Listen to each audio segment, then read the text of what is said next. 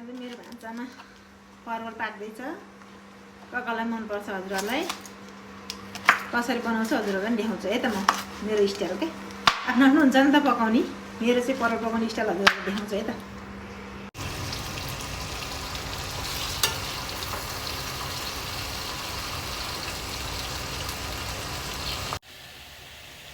यसरी फ्राई गर्ने।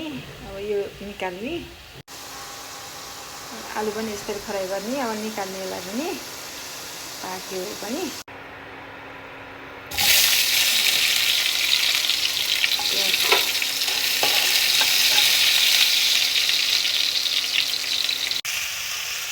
लसुन अदुवाको पेस्ट सँगसँगै फ्राई। टमाटर